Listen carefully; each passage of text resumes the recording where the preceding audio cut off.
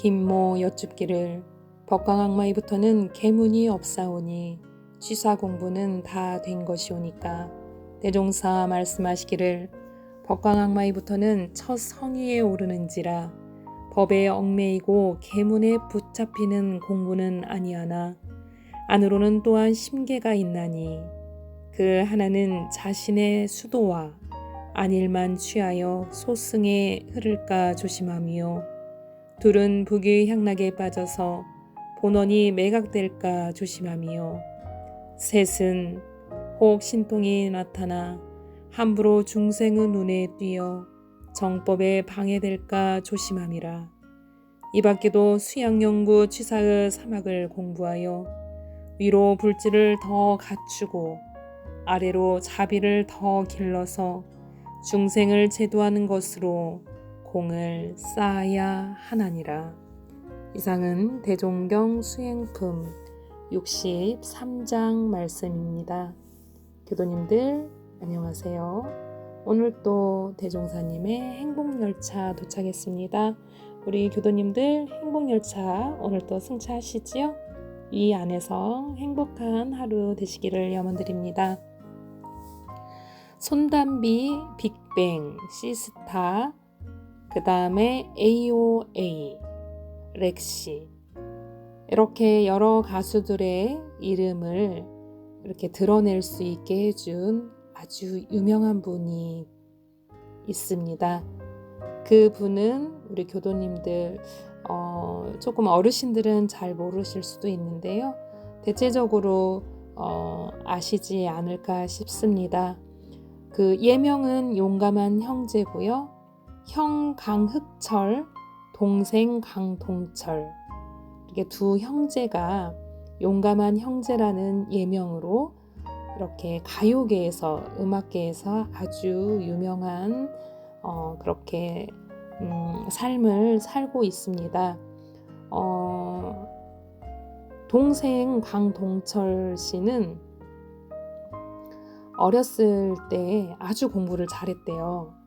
그런데 아버지께서 장남 사랑이 유독 이렇게 차별이 심하셔가지고 동생이 아무리 그 둘째 아들이 아무리 공부를 잘하고 상을 이렇게 여러 개 타와도 한 번도 잘했다는 칭찬을 안 해주는 거예요.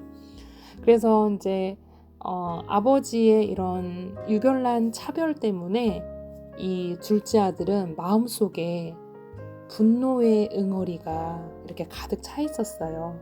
그러다 보니까 그 분노의 응어리를 싸움, 조직으로 들어가서 이렇게 조직에서 아주 이름난 그런 사람 이렇게 활동을 하고 있다가 결국에는 17살에 소년원까지 들어가게 되었던 그런 사람이었습니다. 그런데 어느 날 20대 때 사이프레스 힐이라는 힙합 CD 한 장을 듣고 인생을 송두리째 바꾸는 계기가 되었다고 합니다. 태어나서 한 번도 뭘 해보겠다는 그렇게 스스로의 생각을 가져본 적이 이때 처음이라고 해요. 그래서 형과 둘이 이렇게 음악을 전공한 적도 없고 음악을 공부한 적도 없고 음악이라는 것을 정말 1도 모르는 그런 형제들이 이렇게 음악계로 나섰습니다. 그래서 이렇게 용감한 형제가 첫 곡으로 성공한 노래가 눈물 씻고 화장하고 렉시의 타이틀곡으로 선정되는 그런 꿈 같은 일이 생겼다고 해요. 근데 이렇게 동생이 작곡을 해가지고 이렇게 유명한 노래가 됐는데 아버지는 그래도 그걸 안 믿는 거예요. 그래서 네가 설마 네가 했겠냐 이렇게까지 말씀을 하셨는데 어느 날 굉장히 유명해서 MBC 뉴스에 나오니까 아버지께서 전화로 잘했다 이렇게 3글자를 말씀을 해주셨는데 전화를 끊고 정말 펑펑 울었다고 해요. 그래서 알 수 없는 그런 어디 그 저 깊은 곳에서의 감정의 눈물이 정말 하염없이 흘렀다고 합니다. 그래서 그날 그 전화 후 폭풍 같은 눈물을 흘리고 나서 아버지에 대한 미움과 앙금이 눈 녹듯이 다 녹았다고 합니다. 그래서 지금은 아버지께 가장 효도하는 그런 아들이 됐다고 해요. 일주일이면 5번 이상 전화를 드린다는 그런 아들이 되었습니다.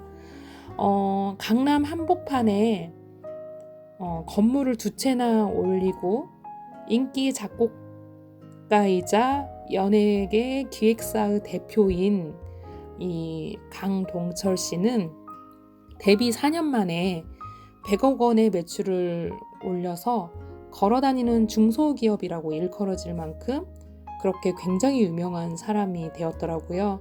최종 학력은 중졸이지만 그리고 정식으로 음악을 배운 적이 없지만 오직 손가락으로 눌러보고 익히고 귀로 듣고 귀로 익히고 음역대의 어우러짐이 잘 되지 않으면 귀로 듣고 이 부분은 치면 안 되는구나 이렇게 스스로 이렇게 노력을 해가지고 열정을 다해서 이룬 그런 성공을 했더라고요.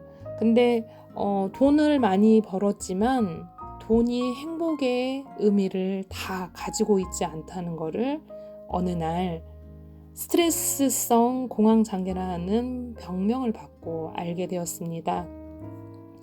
음악에 빠져서 산 20대 그리고 기획사 대표로 어깨가 무거워진 30대 경찰서와 소년원을 들락거리면서 살았던 10대 이렇게 30대까지 강동철 씨는 제대로 쉬어본 적이 없다고 해요.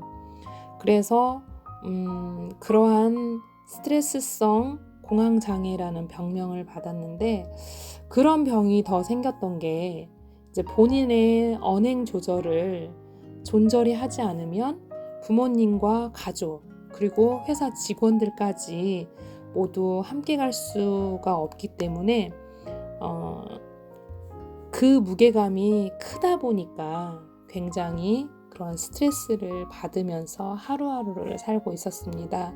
하지만 이 강동철 씨는 형도 모르게 일주일에 한 번씩 좋은 일을 하고 있었더라고요. 10대 때는 내 마음대로 살았고 20대 때는 그렇게 산 삶을 후회하며 살았고 30대는 열정을 불태우면서 살고 있는데 정말 어려운 어르신들, 독거 어르신들에게 일주일에 한 번 도시락을 준비해서 아무도 모르게 이렇게 배달을 하고 있었다고 합니다. 그래서 이 강동철 씨 용감한 형제의 꿈은 아주 큰 트럭 30대를 밥차로 개조해서 일주일에 15,000인분을 준비해가지고 독거 어르신과 소년소녀 가장을 위해 나눔의 행복한 삶을 살고 싶다고 해요. 그래서 이 말을 하면서 PD에게 되묻는 거예요. 생각만 해도 너무 행복하지 않습니까? 그래서 이렇게 겉으로 보기에는 굉장히 강하게 보이고 굉장히 이렇게 울그락불그락하게 그 조직계에 있는 이런 사람들처럼 보이는데 그 마음 한구석 안에는 따뜻함이 굉장히 많은 사람이더라고요.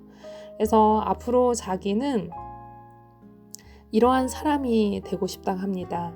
베풀 줄 알고 내 거를 아낌없이 줄 줄 아는 그런 따뜻한 사람, 인간미가 넘치는 그런 사람, 그러한 삶을 살고 싶다고 해요. 우리 교도님들은 하루하루 살면서 어떠한 삶을 살고 싶으신가요? 인간미가 넘치는 사람, 베풀 줄 아는 사람, 내 거를 아낌없이 줄 줄 아는 사람. 저는 이 용감한 형제의 동생 강동철 씨의 삶을 보고 많은 것을 느끼게 되었습니다.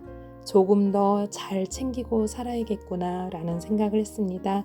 우리 교도님들 오늘 하루도 각자의 마음을 잘 챙기면서 행복하고 즐거운 일만 가득하기를 염원드립니다. 사랑합니다.